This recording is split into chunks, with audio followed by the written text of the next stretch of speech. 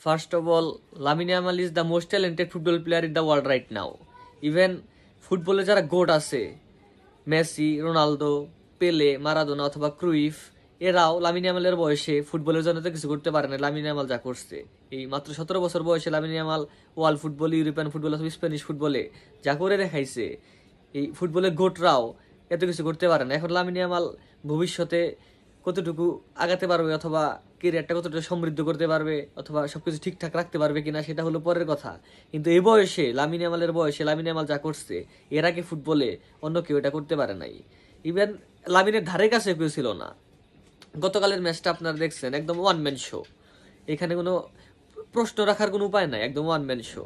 এখন ম্যাচে আসি, বার্সেলোনা 2 গোল খেয়ে 2 গোল শোধ করছে, আবার একবার পিছিয়ে পড়ে আবার ম্যাচ ড্র করে এখন সানসিরোর পথে যাবে। কিন্তু এই ম্যাচে কিন্তু জয় হয়েছে ইন্টার মিলানের, ইনজাগির জয় হয়েছে, ইনজাগির ট্যাকটিসের জয় হয়েছে। ইনজাগি খুব ভালো করে জানতো যে বার্সেলোনার হোম ম্যাচ, বার্সেলোনা এখান থেকে গোল বের করার ট্রাই করবে, চেষ্টা করবে সানসিরোতে লিড নিয়ে যাওয়ার। কিন্তু ইনজাগির কি ট্যাকটিক ছিল যে প্রথমেই বার্সাকে প্রেসার ফেলতে হবে। ইন্টার মিলান কিন্তু একদম ডিফেন্সিভ একটা টিম, কিন্তু সেখানে ওরা ওদের ফিলোসফির বাইরে গিয়ে খেলার প্রথম 10 মিনিট কি করছে, একদম বার্সারে হাই প্রেস করে বল সিনা নেওয়ার চেষ্টা করছে, তারপরে সেখান থেকে অ্যাটাক করে রেজাল্ট বের করার চেষ্টা করছে, আর সেখান থেকে সফলও হয়েছে। কারণ ইন্টার মিলান খুব ভালো করে জানতো যে বার্সা প্রেসার ক্রিয়েট করবে, বার্সেলোনা গোল বের করবে এই ম্যাচ থেকে, কারণ সেকেন্ড লেগ সানসিরোতে। এবং ইন্টার মিলানের জন্য এটা অ্যাডভান্টেজ যে সানসিরোতে সেকেন্ড লেগ খেলতে হবে, আর বার্সেলোনার মাঠ থেকে একটা 3-3 গোলে একটা ড্র নিয়ে ফিরতে পারছে।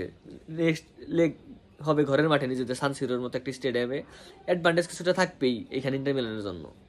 এখন বার্সেলোনাও এখন ওপেন ওয়াইড, আসলে সেকেন্ড লেগটা একদম ওপেন ওয়াইড, 3-3 ড্র এখানে, এদিকে বার্সেলোনা ওইদিকে ইন্টার মিলান, একদম ওপেন একটা ম্যাচ হবে, ওপেন ওয়াইড একটা লেগ, সেকেন্ড লেগটা দুইজনের জন্য 50-50 চান্স, যে কেউ এখান থেকে আসলে ফাইনালে চলে যেতে পারে।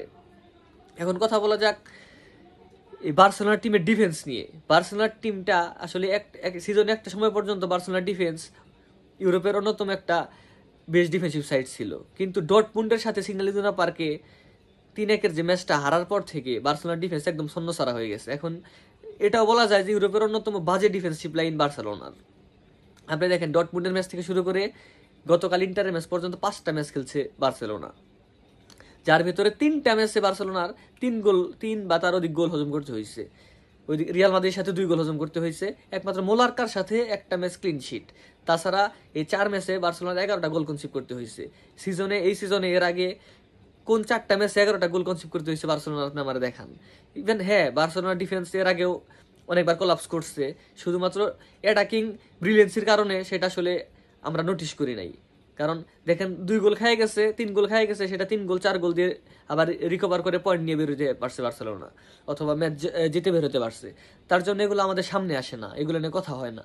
কিন্তু বার্সেলোনার ডিফেন্স দেখেন, এক বার্ল্ডে ইনজুরি একটা টিমটা কতটা ভোগাইতে পারে সেটা আমরা রিয়াল মাদ্রিদকে দেখছি। রিয়াল মাদ্রিদ এই সিজনে 50+ ইনজুরির ফেস করে তারপরেও মোটামুটি একটা সিজনটা শেষ করতেছে। একমাত্র আলেকজান্ডার বার্ল্ডের ইনজুরির পরে বার্সেলোনার ডিফেন্সের নাজেহাল অবস্থাটা দেখেন, একদম মার্টিন্স কোনোভাবে টিমের সাথে অ্যাডাপ্ট করতে পারতেছে না, বারবার মিস্টেক করতেছে, একদম উইক ডিফেন্ডিং, যার জন্য কালকে ইন্টার মিলান যে ম্যাচের শুরুতে 2টা গোল, মার্টিন্সের এখানে অনেকটুকু দায় আছে। ইভেন কুন্ডে যে কালকে ইনজুরিতে ছিটকে গেছে, এটা হতে পারে বার্সেলোনার জন্য সব থেকে বড় লস। বার্সেলোনা যদি এই ম্যাচে আমি যদি 3-4 অথবা 2-3 এইগুলো লিড নিয়ে, 1 গোলের লিড নিয়ে যদি সানসিরোতে যাইতো, তারপরেও যদি কুন্ডে ছিটকে যাইতো সেকেন্ড লেগের জন্য, তারপর আমি বলতাম যে এটা হলো বার্সেলোনার জন্য সব থেকে বড় লস। কারণ সবাই এটা ভালো করে জানে বার্সেলোনার চ্যাম্পিয়ন্স লিগের ম্যাচে কতটা দুর্বলতা। দীর্ঘ 10 বছর যাবত আমরা দেখে আসতেছি 3 গোল 4 গোল 2 গোলে লিড নেওয়া সত্ত্বেও অপোনেন্টের মাঠে গিয়া বারবার সেই লিডটা বটল করে আসে বার্সেলোনা।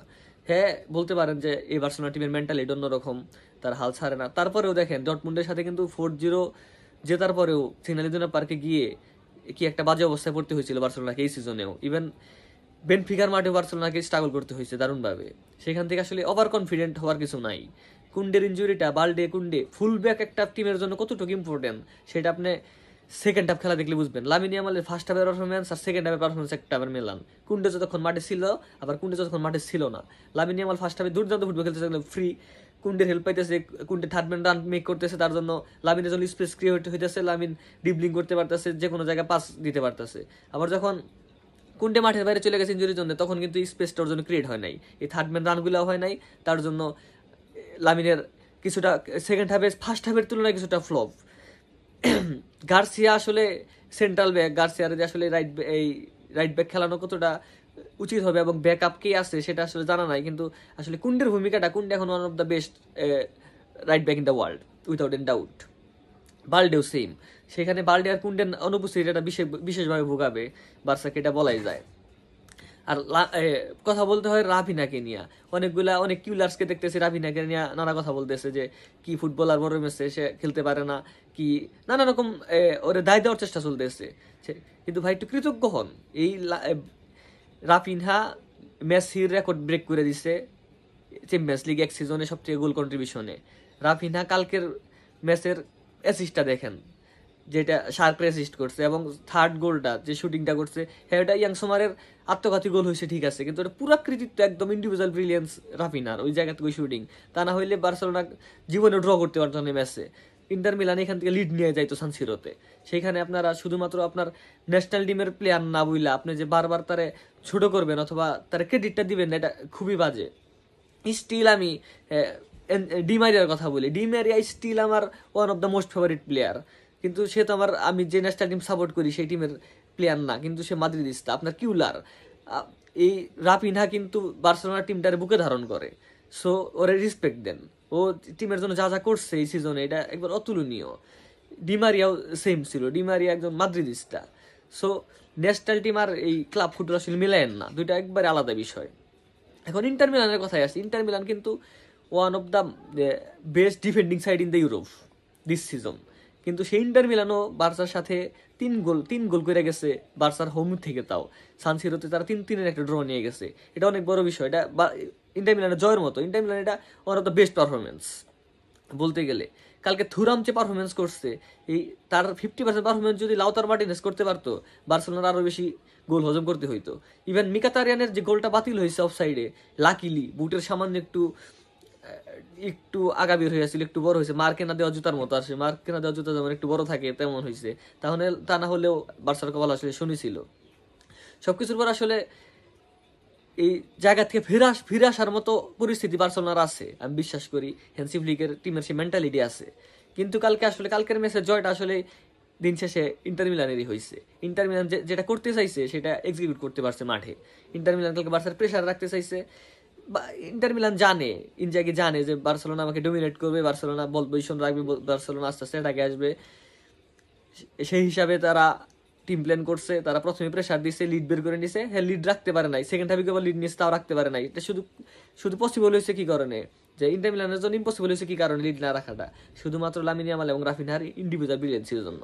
কালকে দানিয়েল একবারে ফ্লপ ছিল, পেড্রি ডিয়ং বরাবরের মতো সুন্দর ফুটবল খেলছে, ওইদিকে বারেলা দুর্দান্ত ফুটবল খেলছে, কিন্তু বাস্তনি আলেকজান্ডার বাস্তনি হলো এই বর্তমান সময়ে বাস্তনি হচ্ছে বল প্লেয়িং সেন্ট্রাল ব্যাগের ভিতরে ওয়ার্ল্ডের টপ, এখানে কোনো দ্বিমত রাখার আসলে কোনো নাই।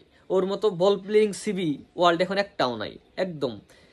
এত প্রেশার ম্যাচ আপনার টিমের বার্সেলোনা পুরো প্রেশার ক্রিয়েট করছে, এর ভিতরে মাথা ঠান্ডা রেখে যেভাবে বল বিল্ড আপ করছে, ইয়াং সোমারের কাছে বল নিয়ে দুই সাইডে যে সুন্দরভাবে বিল্ড আপ করতেছে, ইভেন ভিতরে যে সুন্দর পাস খেলতেছে, এটা অতুলনীয় আসলে। ওয়ার্ল্ডের কোনো সেন্ট্রাল ব্যাক এই পরিস্থিতিতে এই এমনভাবে বিল্ড আপ করার মেন্টালিটি বা সাহস কোনোটাই দেখাবে না, সেটা বাস্তনি পারছে।